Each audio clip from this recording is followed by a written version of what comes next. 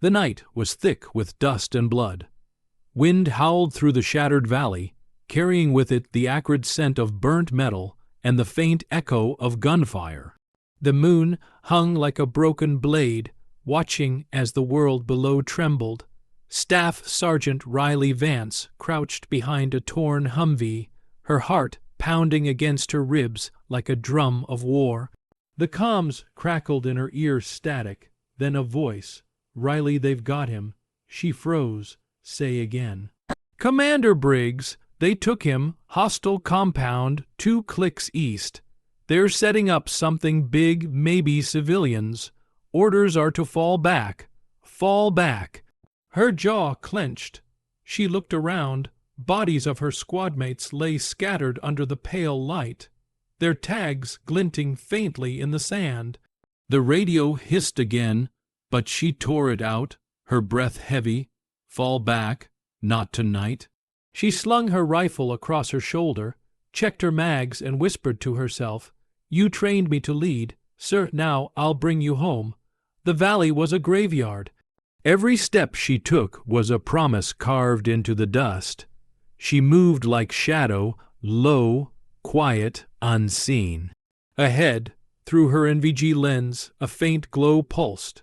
The enemy outpost, dozens of them, armed, loud, confident.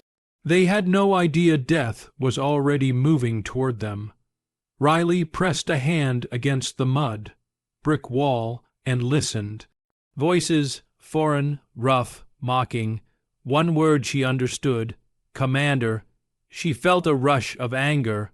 Her fingers brushed against her sidearm, the grip warm against her palm.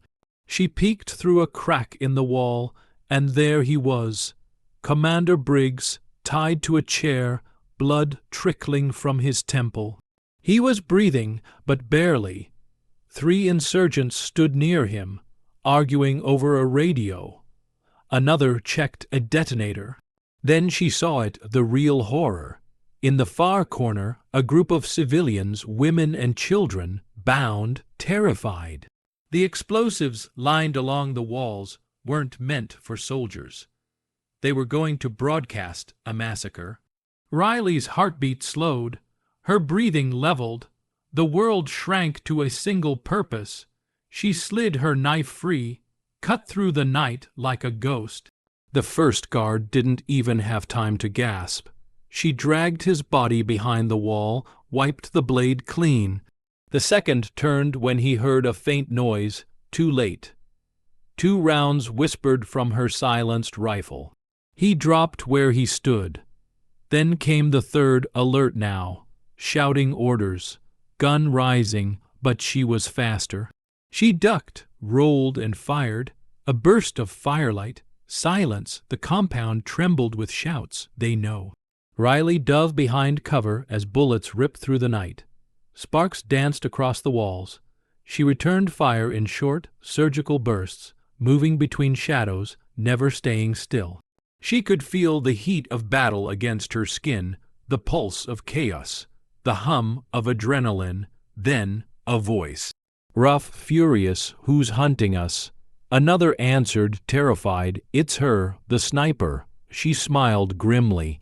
Let them fear the ghost they created. She reloaded, kicked through the doorway, and took down 2 more. Her boots slid across blood-stained floors as she moved toward Briggs. "Riley," his voice rasped, "you shouldn't be here. Sir, with respect, shut up." She cut his bonds, but before she could help him stand, a gun cocked behind her. "Drop it." Riley froze. The insurgent leader, tall, scarred, eyes cold as the desert night, held his rifle steady. "You think one woman changes anything?" He sneered. Riley turned slowly, hands raised, her gaze steady. "I don't need to change everything, just this." In a blur, she reached for the flashbang at her vest, pulled the pin, and dropped it.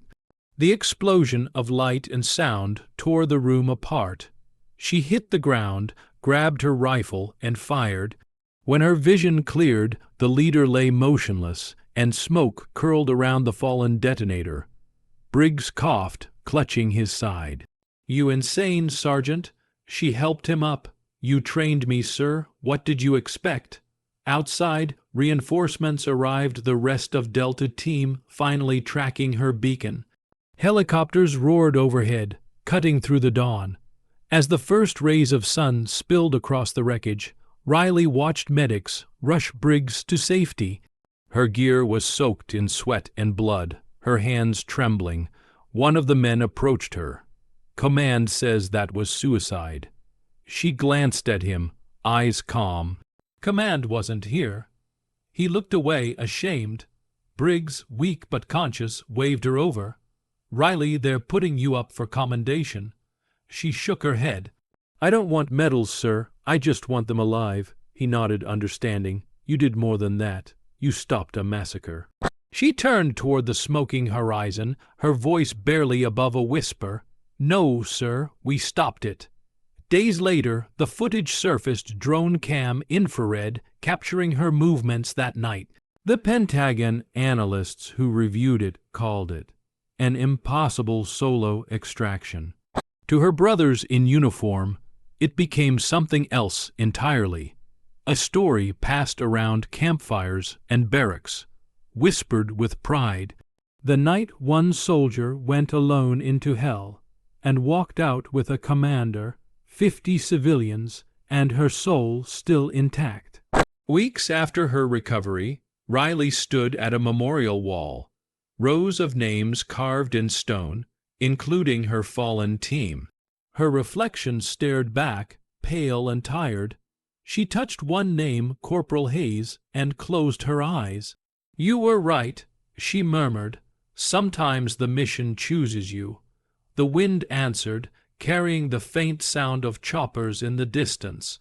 She saluted, turned, and walked away, her boots heavy but her heart light, because some wars aren't fought for glory. They're fought to keep promises. And that night, under the endless desert stars, Staff Sergeant Riley Vance kept hers.